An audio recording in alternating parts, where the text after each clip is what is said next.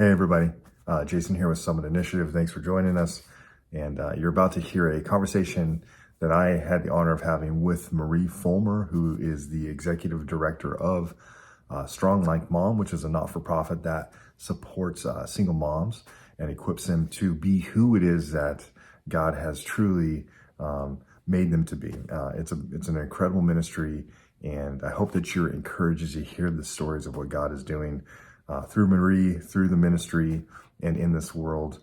And if you like stories like this, do me a favor, do Summit a favor. You can really, really support us by liking and subscribing, sharing this story with people you know who will be encouraged by it.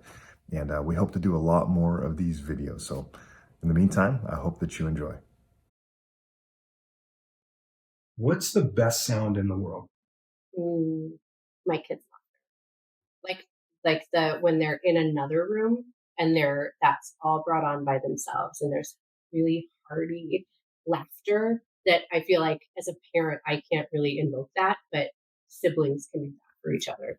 It's the best. It's the best. It feels like you're doing a good job as a parent when you can know that they are in such a good place to be carefree enough to laugh, you know? Yeah. Yeah.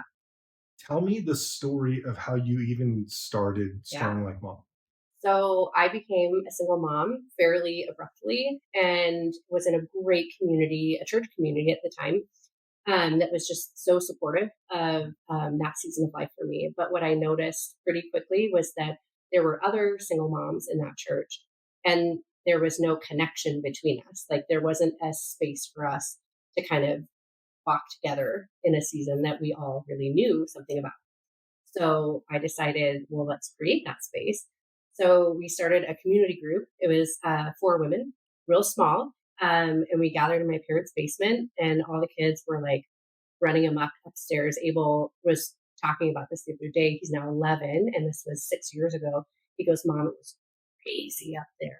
But we just spent time talking. We went through a book once, just lots of tears of the realness of what the season looked like. And I had no idea what it would grow to, but the more we met, the more the word spread, the more we found out like there are single moms literally everywhere.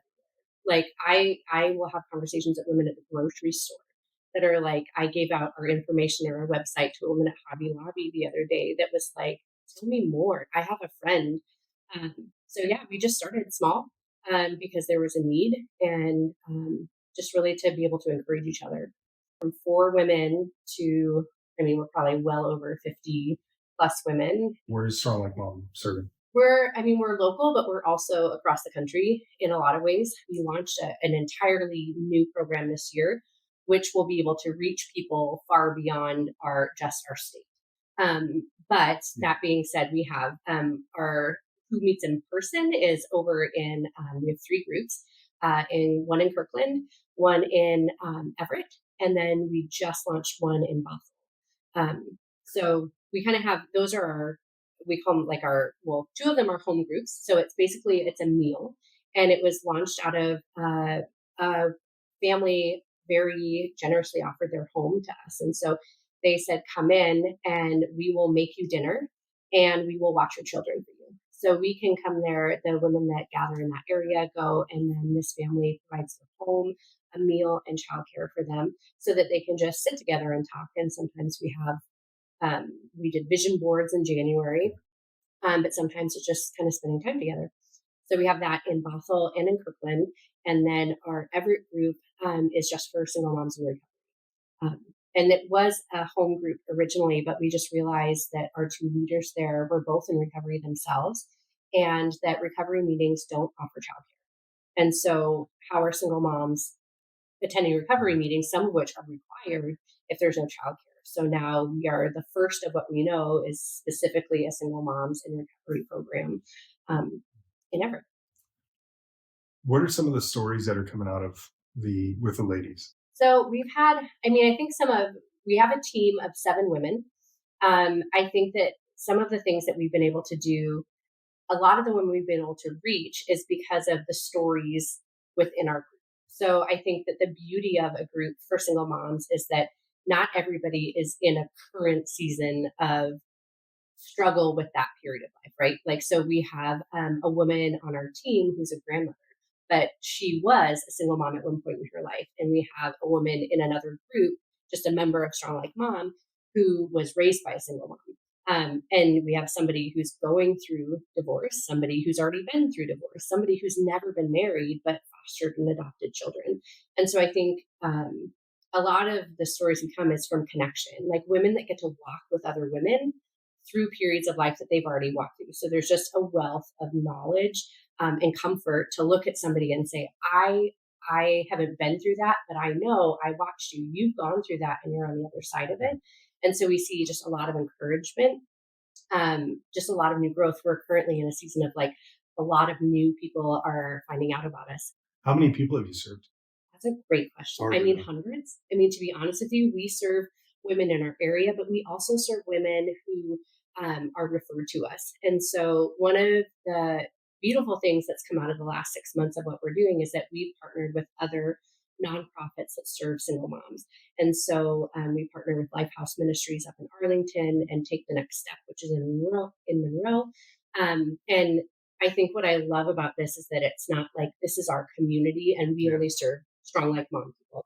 But we have something this year, we've launched workshops, which are one of our pillars is empowerment and education. And those work together when we get to host a workshop that this month it's going to be a wonderful man who's coming in to teach us 5 practical things to do in your house. So he's going to teach us how to unclog our sinks. He's going to teach us how to patch drywall, how to turn off the water. Some of our women own homes. Some of them are in apartments, but I was in an apartment for many years. And I know that when you call maintenance, sometimes it takes, a week to 3 weeks. So what are some of those things that we can do ourselves? And then he's going to come back and teach our children those things. So that's doors that we get to open to both of these other organizations and say, like, whoever's a single mom is welcome at the table for us to help along the way, and for us to glean from, because I think that everyone brings just a wealth of information for us to look on. I love just practical tools, right? Like, Yeah. how do you, I think often, as a community, we will teach kind of information, but sometimes it just never gets down to the practical. Yes. Like, hey, Yeah. how can you? It doesn't take much. It's not rocket science. Like, Right. how can you, change oil in your car, Right. or fill up the air in your tires, or whatever, patch a wall. I Yeah. still can't figure that out. By the way, I've been doing this for a You long can time. attend our class. Yeah, Right. yeah. Call me up, give me Right. the information. Well, But I love that. I love the Yeah. practical tools. I think we really struggled with the first few years of, I felt passionate about this mission. I knew what the pillars, I knew what we wanted to do, but it wasn't clear how to walk that out. And so this is the first year that we understand, like, and we have a whole year's worth of programming set in place where we not only have those community places to just gather together, but we have these places where we have a woman coming in to teach. These are all, I should say also, these are all people that are professionals in their field. So we're not just grabbing somebody off the street and saying, yeah, right?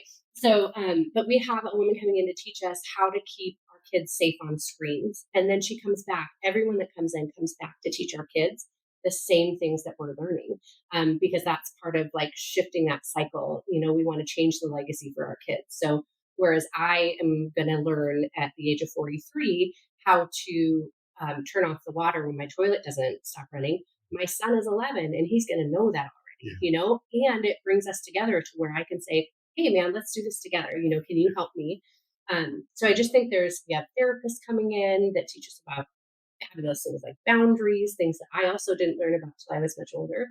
And so I love like the education piece has really come in that way, because part of a single mom's life is, like, I will tell you, when something goes wrong with my car, that is the worst. I know nothing about cars, and not all women know nothing about cars, but I am one. And so how do we meet some of those simple needs to allow a single mom to go beyond that practical part, to be able to think like, how am I feeling today? How can I speak into my kids' lives, to take some of those things off the table? What do you love about what you do? Advocacy.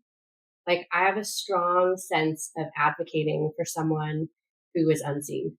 And I think that what I've noticed in our society, um, and for me, it's a church thing. I grew up in the church. I work for the church.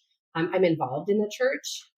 Is that to no one's fault, but I think that it's easy to say like, yes, we love everyone, and of course you're always welcome. But how do we make that real? How do we? It's almost sometimes like equality versus equity, right? Like, how do we make it available for a single mom who is already a leader? She is leading her family by being the financial supporter, the emotional supporter, the house cleaner, like all the things. She's already there, and if a Christian, she's also the spiritual lead of her home. And so sometimes I feel like as the church, and I speak for myself as well, like we miss the mark in feeding into someone who's already leading. And so I think that part to me personally is why I love what I do. And sometimes I get frustrated with myself because I can't sit back. I really gotta like make waves, but it's making waves for change that I think is really important. And, um, you know, 7 years ago, I would have said, my life's purpose is to be a mom and a wife. And I want to homeschool my kids and I want to, have dinner on the table. Um, but right now, like, 7 years later, like I have never felt more purpose or passion for anything in my life. And to be able to say that, like, I feel that and also be able to back it up with almost 8 months ago, I had to walk away from a job that wasn't right. And I've never not in my entire life since being 16 years old, not had a job. And so I sit here and really with that struggle of like, okay, God, what do you have for me? And he keeps pushing back to strong like mom. And every bill has been paid. I've been able to make everything happen. God has made everything happen for us. And I'm comfortable. And I say, Lord, this is the season we're in. And I'm able to pour into single moms and have the time to be able to further the mission of what God has called us to do. I love watching people kind of take risks and step into the things that God has called them to do. Oh, I didn't 'Cause want it- to take that risk. Well, of course not. It's terrifying. You're Yeah. like, you're standing on the edge of this cliff and you're looking down going, and you feel like God's going, well, hey, would you jump? And you're going, Mhm. well, yeah, I'll jump, but what's Yeah. what's down there? What do I, what's Right. going to catch me? And he's going, I've got you. He I'm does. with you. And you're going, okay, let's give it a shot. Let's Right. see what happens, The thing that I felt the most strongly about when I became a single mom was I didn't want to miss out on those little moments with my kids. Like they're only little for so long. So, and that's not something that every mom gets to do. And I don't take that for granted, but I really prioritize that. God brought me to the place that I really wanted to be and that has empowered me to make changes and shifts that I didn't know that I could do. What is the cost of stepping out? Like, what does it cost you? I mean, right? Because we talk a lot about this idea of, in the church, we talk about worship, and worship, I would argue, is true worship is going, I trust you, God, Right. and this trust costs something. Yes. So, what's the cost for you? What does that look like? I mean, I think that it's cost me all security, to be honest with you. It's cost me, um, some relationships, because I think to follow what he's called me to do has um, been pushing forward when sometimes that isn't comfortable. And so, and sometimes I think that it's a call in that security, the loss of security, it's submission. Like, I've had to come to a place where my strength comes from my submission to him and what he wants for me and what he's calling me for, as opposed to me always pushing forward. So, the cost has been huge, to be honest, over this past year, the past 2 years. Um, but also only within these last 3 months, I can say, oh man, that payoff is so much worth everything that cost. Yeah. And that, like, as a single mom and the leader of my home, that pours, like, it goes through me and it pours out to my kids. And so there's that. We've talked I've talked with you and stuff about, I just want to protect my kids at all costs, protect, but how will they be prepared, for what life is going to have for them and throw at them if they aren't able to see the struggle and then how it is that we handle that. And then, and then the payoff of like what God has. And so it's really hard. It's really hard. but also it's so beautiful. And that's something I've heard many people say in my life. And I was like, no, I don't get it. I don't understand it. But I really, it took me walking through it myself to really know like the weight of that and how beautiful it is to be able to say, man, I know I'm exactly where God wants me to be. It's not where I thought I'd be, but it's where I am more than content. It never is where we think it's going to be, right? I think at the end of the day, Yeah. we just go, we have our plans and we have our Mhm. ideas of how this thing's going to play out and Yeah. what it's going to look like. And at the end of the day, God's like, I got a different story I'm telling. Right. But I love, it's, you mentioned something just now about this idea of, you hear it 100 times, but until you actually go through it, you just go, oh, now I understand what it means. And I think that that's so true a lot when it comes to, I think it's so true in life in general, in that where God is asking you to trust him, most of us kind of stand at the edge and go, Resist. I will trust you if, or Right. give me a taste of what it's going to look like, Right. or all these things. And you go, and then God's like, hey, would you, it's like that story of, God's people being on the edge of the promised land, and God's going, yeah, it seems like it's terrifying. These people in this land are huge and they're going to take you out. But would you trust me? I've Right. shown myself faithful. Mm-hmm. I've always shown myself faithful, even in the hard stuff. Right. He's always been good. And he's walked with us. He's never left us. Mm-hmm. And so what makes us think he's not going to do the same moving forward? Right.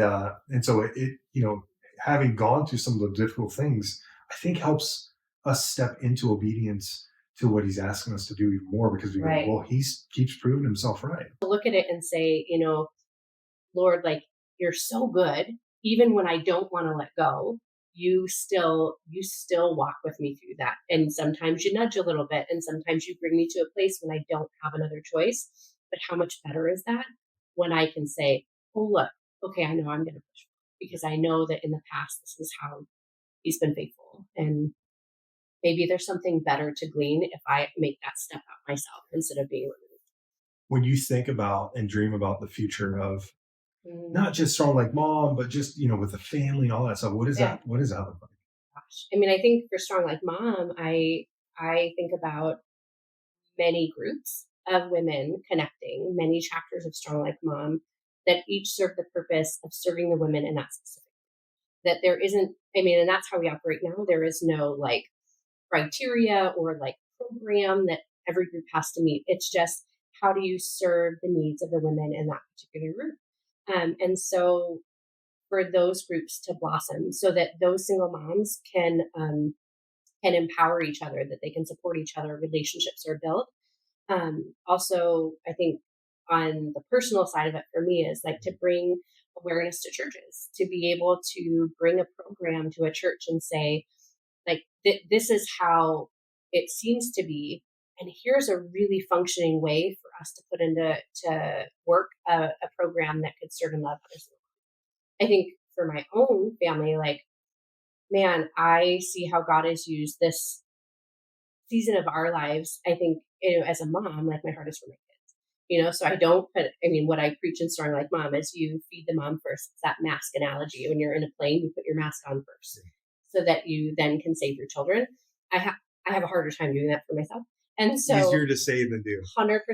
And I will advocate for those women all day long. And then it comes to me and I'm like, it's all about the kids. But I think that this season is hard, and like to watch your kids walk through things that you feel like they shouldn't have to walk through. I look at my son who's 11, and he is so empathetic and soft. Like, he's a soft heart towards people on the outskirts, right? He has, from before we lived a life of single mom, he had this empathy in him for other people. And so I think that as he's been able to be a part of what we do at Strong Like Mom, which is really important that our kids are a part of this journey with us, that he also is seeing people that other people aren't seeing. That my heart for him would be that that would continue and grow, And for my daughter, she's gonna awesome. make change. She's gonna make change in this world, and I know she will.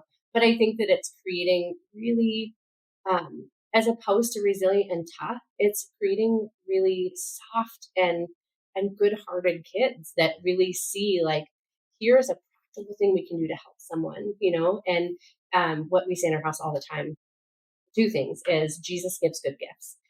like we don't give our used and our broken. Jesus gives a good gift, and we will give good gifts. And the other thing we always say is that my son likes to say, we're poor. We're so poor. And I say, we are not poor, Abel. And he'll go, I know, we're rich in relationship and community. And I was like, but he knows. I was like, man, the wealth comes in connection and community. And that's what Strong Like Mom is. And that's what I hope flourishes and grows, is that empowerment, connection, and the shift of legacy for our kids. When we talk about story, we talk about how God has uniquely created us. He's uniquely created you to reflect his heartbeat, to reflect his love to this world. And you said early on where you had said, you had dreamed about having this family and homeschooling, and you had kind of the dream for a moment, and then it fell apart, and brokenness entered that picture. And you could see how the enemy tried to rob you of that. Right. And what I love about your story right now, even, and I hope that you can see it, is that, he's uniquely wired you to create family. Yeah. And to be a part of, and to lead, and to care for a family. Yeah. The enemy tried to take that from you, but look what you're doing for everybody else. Like, you are doing this for hundreds of women. It's interesting because my story as we go far back, like I've had a lot of loss with family and people that were supposed to be family. And so I feel like in a lot of ways, I felt like it's just me, my whole life. And even as an adult, like feeling like, oh, I have this now and now I don't. I think that I viewed my heart for relationship, even friendships and such, as a weakness because I didn't have that. And I was just trying so hard. And I think there was a season of my life where I wanted so badly to have those types of relationships. But that's exactly what God turned and used for like my strength, like that it's a gift.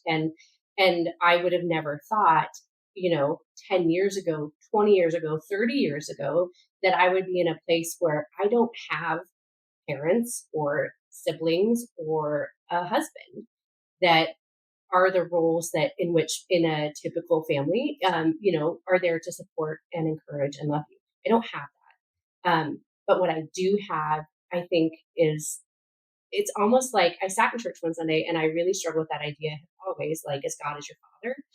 And I just had this moment with Jesus where he was like, but what if like you haven't had a good father? And so it's untainted. Like your thoughts and relationship with me are untainted for goodness, right? I only know him as good. There isn't anything I can look at him and say because I've had maybe not so great, but it's only good and it's only been consistent. And so that feeds into like, I have 2 children and we don't have a husband in the home, right? But God has been really clear that you're their family, like your space is their safe space, And so through him giving that to me, it's like a wholeness in a lot of ways that like I feel is such a privilege to have that why would you not share? So that somebody else can feel complete in their family because it's you and your children and that wholeness that I would not have expected, Just in the like passion and the conversation up to this point. Like I can't imagine this thing not just going crazy. Yeah. You know what I'm saying? Like I can't imagine people not wanting to flock to this idea of family and unity and connection. I think God's created us for it. Right. And you're doing that. You're creating that. So thank you. Yeah. And that's amazing.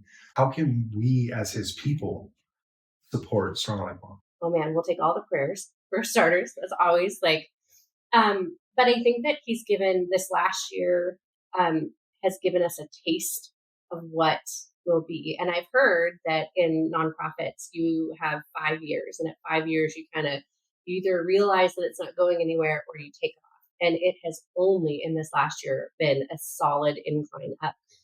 We were able to match with the Gates Foundation last year and they triple match all donations. So and even that connection was just such a God story it was a parent of a preschooler at the job that I had to walk away from. But before I walked away, we had made this connection, and she's been so great. So we were able to do it again this year.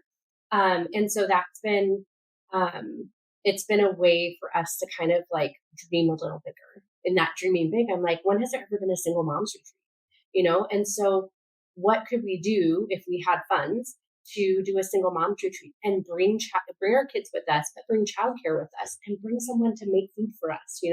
And so that we could really have the richness of what a lot of other women get to have. And that's great. And we're so grateful that they get to have that. But how do we make it something that we can also do and to feed into us?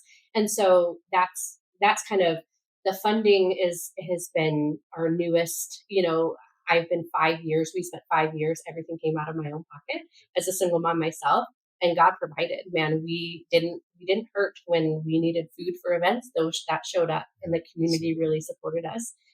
So this is the first time where we've been able to kind of manage our own funds and figure out things. And so that's kind of our next year's goal, or this year's current goal, is to work towards that. If people are listening to this right now, how can they go donate? Yes, so you can go to our website. It's stronglikemom.org, and we have a donate button there. And you can donate straight through there, and that goes to us. That's amazing. I love what you're doing. We have had just the joy and the blessing of being able to come alongside you, and even with some of the Summit Initiative, My Story training. Yes. So what is that? How have you seen Summit kind of benefit? When we had our workshop last year, it was phenomenal. Like the women, we had 4 other women, including myself, go through the leadership training that were so moved by the process, and not just to want to do it again, but to learn how to do it so that they can go and teach classes. I mentioned I met with a couple different organizations and churches over the last few weeks, and mentioned some of our workshops that they were interested in. But the moment I said Summit Initiative, some had heard of Summit and some hadn't. But when I explained what it is, it was the first thing they wrote down, and they were like, I think our women would really like to attend this. And so I think Summit, what Summit offers to single moms, I mean, I think to each of your audiences, it's different and so important. But to a single mom, I think that your story gets lost, right? A lot of us are in a season of fight, like we're just trying to move forward. We're trying to make it, pay those bills, make sure our kids are at school and have lunches. And I think to be able to stop and reflect and see where we came from, to see how, for me, how God was there from the beginning and did not walk away, and to be able to process some of those feelings just it gives you meaning. It kind of brings you back to a place of like, oh, I'm a person, and here's my story. And it's not just about the survival of my children. So I think it brings immense value, I think, to single moms and when we do workshops. I love those rooms. Those rooms are amazing. Yeah. Really difficult stories, but even in the midst of the difficulty, such a beauty to it, right? To see God's hand and to see that He's been faithful, and and He's going to continue to be faithful. I love it. What do you think God is telling you today? I think to keep moving towards what He's calling me to. And I was talking to someone on the way up here. I had a call before I came here. I was really nervous about, and I was like, it's so funny. Like, I've been doing this for so long, but I get nervous every time. And it's like, I know the things to say. Like, once I get going, I'm real passionate about it. And so, but it's just like, I get nervous, and I feel like that's God also saying, like, you're on the right track. If it was just easy and it was just like, then it feels like maybe that wouldn't be right. And I feel like He's got me in such a spot where there is a comfortability and acceptance of where we are, but there's also a little bit of a like, I'm trusting, Lord, like I'm trusting, And so I think that He has, I think without shining that light on me, but on what God calls me to do, like I think that there's a purpose to create change. Like I have Chosen Disruptor tattooed on my wrists, and I think that that's what it is. Like I feel like He has chosen me to disrupt what needs to be changed for good, but sometimes along the way that causes some uncomfortability for me and for others. Nobody likes to be pushed out of their comfort zone, no. but but the fruit of that is very good. And that Yeah. at some point you go, man, that's where I've grown the most in my life. It's not sitting comfortably behind the line. It's like, no, stepping out, and Yeah. and it's terrifying, and all of your insecurities are on display. And Oh man. I still get nervous every time I get in front. I mean, we've done how many 160 gosh. workshops, and every time I get up there, I'm like, why am I so nervous? Like I could do this in my sleep. Right. But what's beautiful is that, and I think for me, what I've learned is I never know what God wants to say. And although for the most part the words are the same, Right. God is speaking differently to everyone in that room. And I think that that's where I go, Lord, I am so grateful that you are the one who is changing people. I can't change myself. We Right. can't change ourselves.